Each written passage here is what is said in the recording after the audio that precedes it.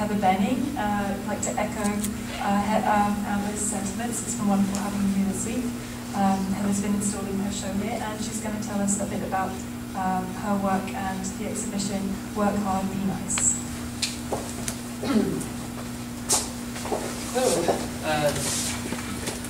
So I'm not sure how do this goes here.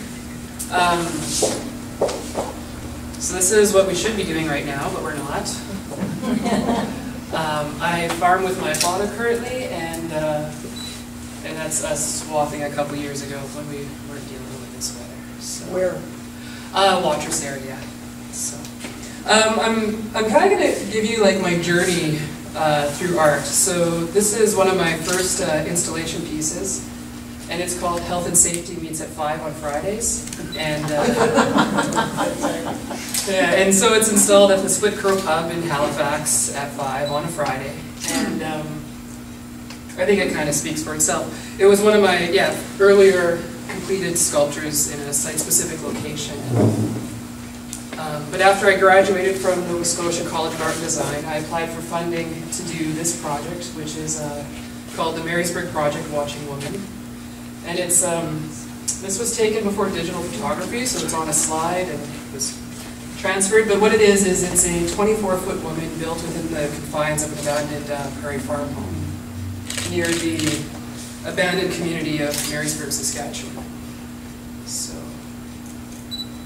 and this is one of the interior shots. So I built her body throughout the framing of the house, and I had her upper torso in the foyer and in the children's bedroom. And then her lower body was in the kitchen. This is a shot of the living room, or the formal living room or dining living room in that house. And my grandparents had a living room on their farmhouse too, which was never entered. It was only entered on Sunday when the priest came to visit, who happened to be an uncle. So it was, and I think like it's always interesting that you have maybe 9 kids in a family or 8 kids in a family, but you have this room that isn't ever being used because it's a formal space. So I wanted to leave that room bare and free of the woman. This is called The Wolf, and it's from the Marysburg Project, and it was placed strategically kind of at the woman's back, so the wolf faced her back. Through that room that's kind of yellow there, that's where the rest of her body was.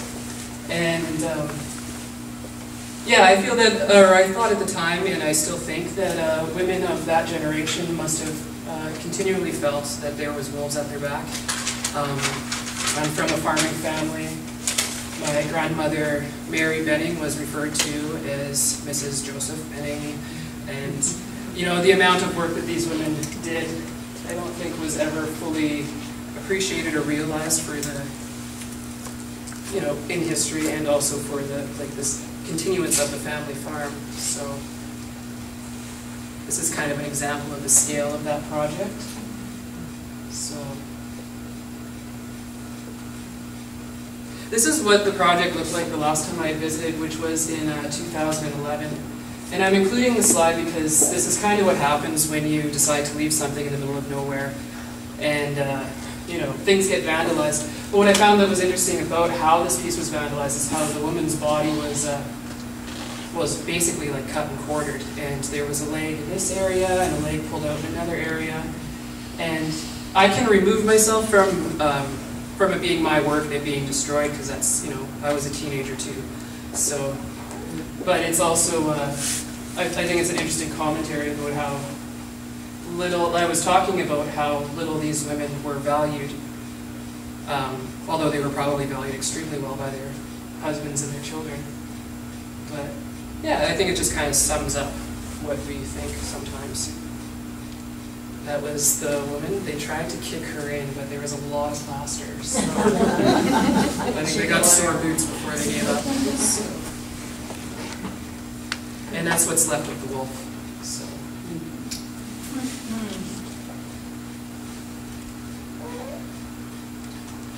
After that project, before it was, you know, beaten up, I was working on this other project, which is called Downtime. And Downtime is a media-based installation of BSE-infected cows watching television. And by alluding to the impersonal mass production of food, which leads to mutation, disease, downtime, highlights some of the harmful effects of agribusiness. As well, downtime considers society's submissive relationship to consumerism and mass marketing.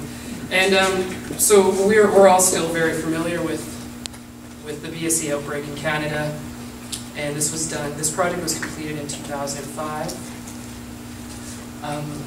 What I wanted to do is I wanted to make these life-size sick cows, and I wanted them to look as realistic as possible because, I mean, when a cow is dying, I mean, you can see its skeletal form quite perfectly, and so I used a real skeleton because I was afraid I wouldn't be able to sculpt it successfully without a real skeleton. So luckily, my uncle still farms cattle, and I was able to get a skeleton from him, which I varnished and wired.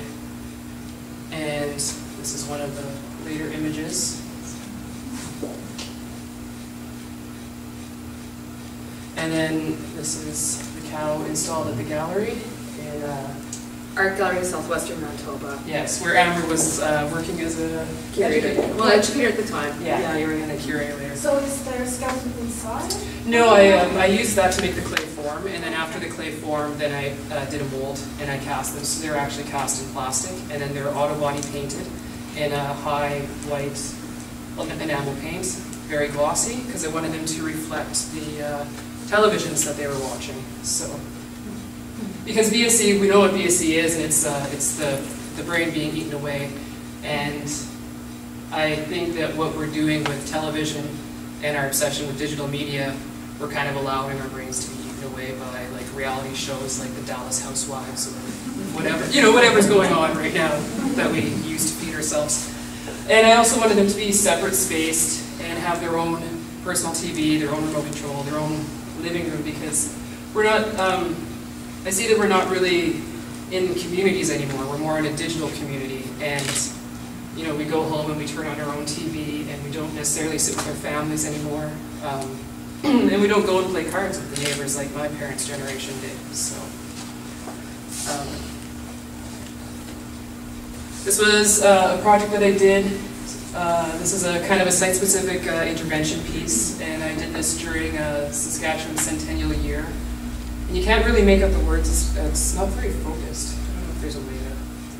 No? Okay. But it says, "Welcome to next year's country." So, which is. Oh, that's much better. Yeah, so that's kind of a common phrase that we hear in the prairies a lot, is better luck next year, and especially when we're talking about crop situations. And it was, again, one of those years where everything was sort of lined up to be a great year, and then a lot of rain came, and a lot of yields, were lost. So, and this is Such is Life. And so these are installed in sort of dying farming communities, or on empty billboards. That's another one.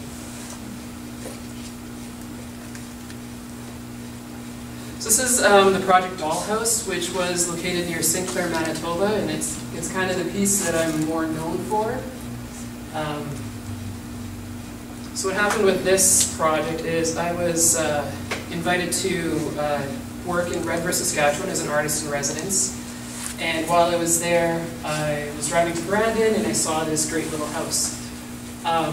So I found out who owned the house. I contacted the landowners and I asked if I'd be able to make a life-size dollhouse out of it, which is probably something you don't say on the telephone because they thought I was kind of crazy. But they're great people. I went out and met them for coffee and they phoned me back. I gave them some time to think about it, but they called me right away and said, "Yep, the place is yours." And so we made an arrangement that I would have the use of the house for as long as it was safe and sturdy and sound. So this was the condition that I found the house in. That was the kitchen. As you could see from the earlier photograph, there was really nothing left of the shingles on the front of the house. So the first step, because I knew I was going to remove that wall, I slowly started, collecting the shingles off of the back wall. And then I reshingled the front wall, or the front roof, and then patched the back. And the reason for reshingling it with recycled shingles is I wanted the exterior of the house to maintain the current state of decay that the house was in, so that when a person went around to the front, they would kind of see this time lapse of what it was the day it was abandoned to what it is now. And the house was abandoned in the late 60s, so those were the colors I used. A lot of the colors were kind of picked from the evidence that was already in the house of what the decorating at the time was. Then the snow flew, so I shut the house down project for the winter. Did you do this all yourself? And all the like scaffolding and all that was just I traded labor with a restoration company from out of Manitoba, and so that was his scaffolding that I borrowed, and he'd give me like the occasional weekend, like when I had to, because we removed the back wall, and so when that happened, we had to put like more headers in and beef up the studs, and so we helped with that process. But all the replastering, everything like that I did, and the slow sort of re-shingling thing I did myself. But yeah, if I didn't have the free use of scaffolding, I could have kept this project on budget. So, which of course it went over because everything goes over. So this is how the house stood for 7 years. So. And in that whole 7 years, I think it's a great testament to the area and the community. But it was never vandalized. It was treated with great respect. So I was happy with that. It's also right on the highway, and there's not a tree around to hide people from doing mischievous things. This is one of my very first shows, and I'm only including it because I started sculpting legs for this my undergrad show in Halifax, and it was a show that I never felt was realized or made proper sense. It's called In Between, and it's about that time. It's like what you make when you're 23 and you're just graduating and you don't know where you're going next, I guess. But it stuck with me, and the sculpting of the leg stuck with me. So then when I was in Edinburgh College of Art, I made this project, which is called Nice Gams. And so it's a woman's thigh and calf with a cow's hoof and a double-jointed knee. And it's also cast in tallow, so it's cast with animal fat wax. So oftentimes I tried to have the material make sense to the project, and women being kind of referred to as meat in that phrase, nice gams, I thought it would only be fitting that it would be cast in an animal fat wax. So.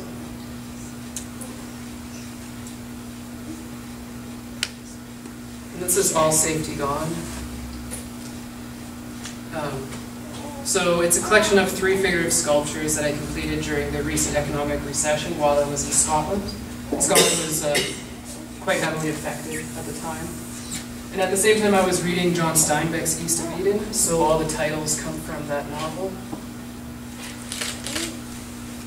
So this is the 3 works. They're all life size. So the boy stands about 5 feet tall.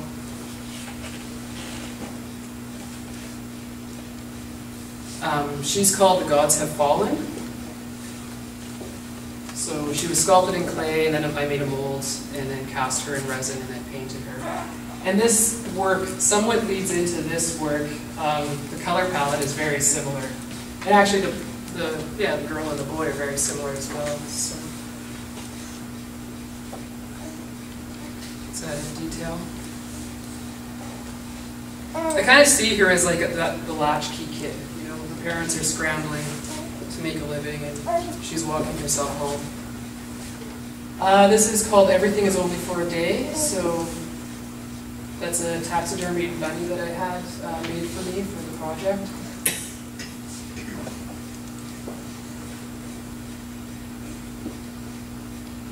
And this guy is called Descended from the Restless. And I kind of see him as the adult figure in this collection of work, and that he's chasing his tail and not getting anywhere.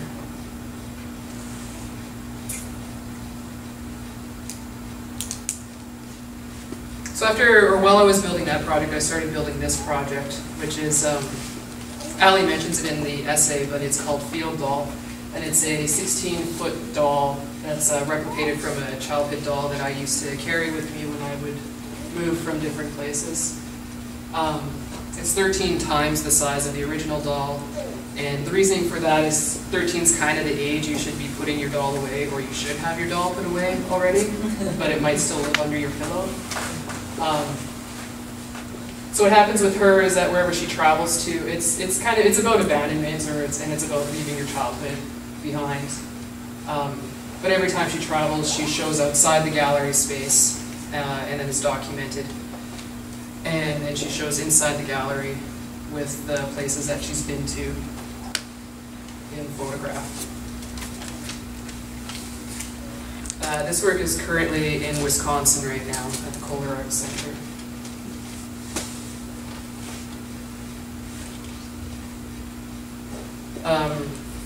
So this project is what I made after I finished my MFA, and it's just carved MDF, and it's called "I Don't Feel at Home Here," #1. And the reason I made it is after I finished my MFA, it was like a struggle to find studio time. I was luckily employed right after my degree, and so I was working at a bronze foundry in Scotland, in Edinburgh actually. And it's one of those jobs where it was great that I had a job, because there's not a lot of jobs out there for MFA grads, as we know. But it was also a very physically demanding job that really left me with like no desire to make my own work, and no space, time, or money to do so. It's one of my reasons why I returned to Canada. I loved Scotland, but I knew I wouldn't continue my practice if I stayed there and stayed working where I was working. So this is the view from my bedroom/studio window. And then at the time I had a close friend or boyfriend, and this is how I thought he would feel in Saskatchewan. So this is "I Don't Feel at Home Here" #2. So, which is how he felt in Saskatchewan, so he made it 6 months. So. Someone said it looks like it should be on the cover of the Saskatchewan phone book. It's those colors. So. But that project, it was good that I did it, because I kind of started liking the idea of carvings, and I started paying more attention to carvings and looking at altarpieces and different medieval art. I would travel to London on occasion and spend a lot of time at the V&A. And I became obsessed with these altarpieces that were there, because they were so intricately carved and just absolutely amazing. And then they were made by oftentimes like nameless technicians that never, made it to the plaque of, who did all this carving. We have no idea. It's under the school of someone else. So when I first got back to Canada, I met with Amy Fung, and she's a curator, an independent curator, and she curated the show that's currently in Winnipeg. But she just saw some sketches. I had nothing really I made. I would just return back to Canada, and she came out to the farm, and so I showed her some of my older work, and then I showed her my sketchbook, which I shouldn't have done, because then she picked the most hardest, difficult thing that I had in my head, which was this. So this is the interior story of it, and it's all. I was going to hand carve it all out of wood, but not being a wood carver, I realized that was not going to work. So I did everything in clay and with molds, but they have that sort of folk art touch to them. So that's the project in its entirety, and it has also led to this, because I used the same materials, and I became obsessed with painting my sculptures. Partly, I think, because I was told in undergrad that I should never paint, so I should just stick to sculpting, and I was like, oh, I'm going to paint my sculptures then. But yeah, so it's kind of a semi-traditional, well, it's a traditional altar shape to some extent, and but it's made out of pine and chipboard and cedar, and then plastics. So. And on the female side is sort of her version of the story, and then on the male side is his version of the story. And it was a story that was told to me when I was actually in southern Saskatchewan in Redvers, and it was about a beheading and a hanging, and I just wanted to fill in the blanks. It was a story that I couldn't really forget, and sort of haunted me for like the 8 years or 9 years it was until I made this. So I found a way to use that story.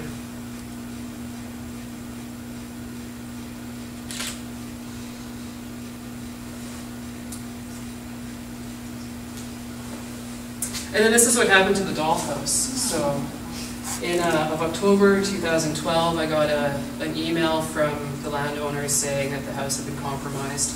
There was no vandalism, but the foundation was kind of creeping. There had been flooding the year before, so I think that caused quite a bit of the issue.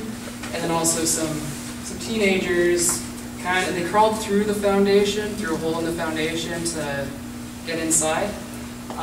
They didn't do any damage, but they did post pictures of them doing it on social media, so we thought it was compromised and not safe for other people, for it to continue, because we didn't want to encourage other people to try and do the same.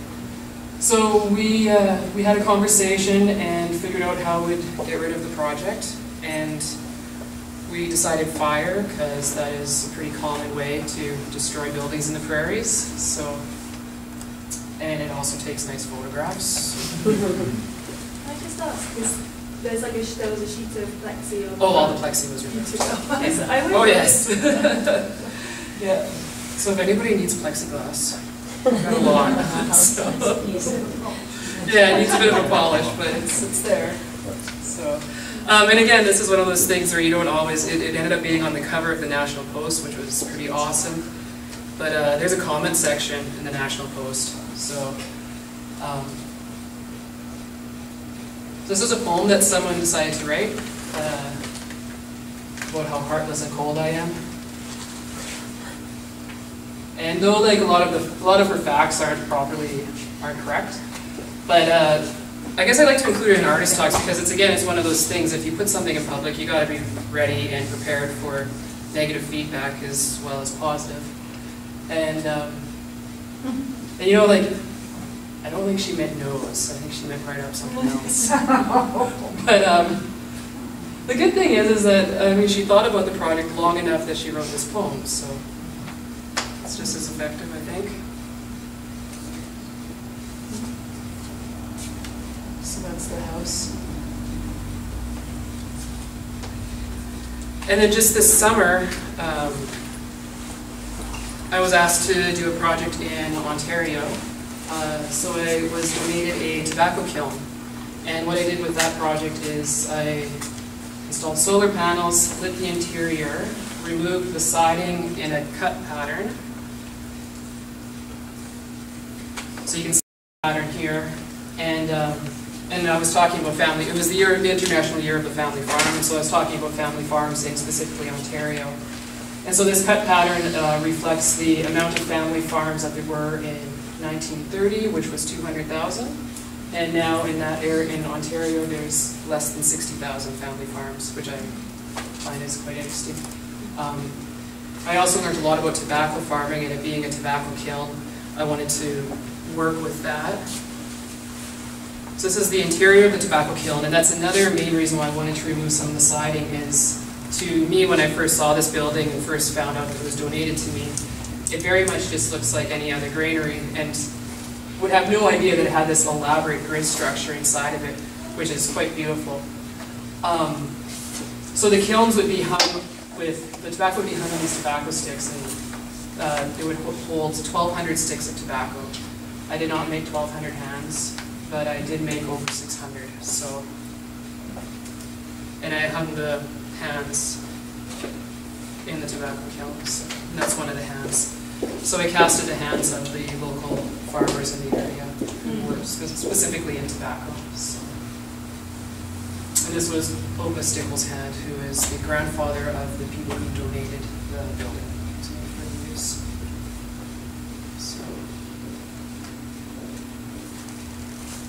So how did they find out about you? Just from the press? I think from press from the dollhouse. Yeah.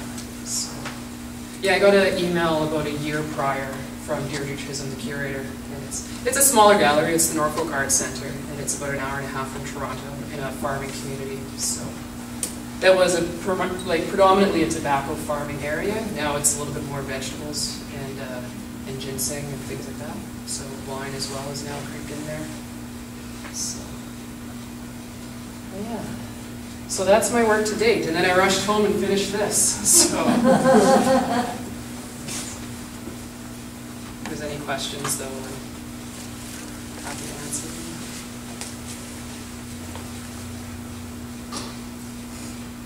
just speak a little bit about this? Yeah, I can. So work hard, be nice. It was something that I started making these little girls, and I didn't particularly know why I was making them. I actually started with these smaller ones on the wall, and they were full bodied. They weren't cut in half. But then they were such a sort of a dweeby size that I started sculpting the slightly larger ones. And I liked them on the floor because I felt like they seemed a little bit more like exaggerated size of a toy soldier. I like how when they're grouped in a space like this, they somewhat demand some attention, but they're still very quiet pieces. The project itself didn't totally make sense to me until I was driving past a schoolyard and I saw the phrase, like, you know, on a billboard at the school that said, "Work hard, be nice." And then I realized, well, that's pretty much what I'm doing, is I'm making these little be nice girls. And, you know, and we live in this notion that if we do work hard and we be nice, then we will be successful. But that's like rarely the case, unfortunately. But in a schoolyard, it makes the perfect, you know, it's a nice thing. Yeah, work hard and be nice. It's great for the teachers and it's, you know, good for the kids. But it's not, in adulthood, I don't think it does us any favors. The reason why I have the boys on a pillar is I'm not, I mean, it looks like I'm elevating them, that they're above the girl situation. And it is to some degree about that. It's about, because I remember how I was when, you know, you're in grade 6 or something. It's like, it's got to get to the bathroom first, because if you're there first, they're not going to talk about you. And I mean, girls sort of turn on each other like that at a certain age. And we turn on each other like that for like the likes of, I don't know, Aaron, whatever his last name is, right? And he's totally above it all because he's unaware that this is even happening. So that's kind of why these boys are sort of free and jaunty, is because they are above it. They're not aware of it. So yeah, so we got like the ringleaders in the center, and then we got like the outlying girls, so like staggering in, wanting to be a part.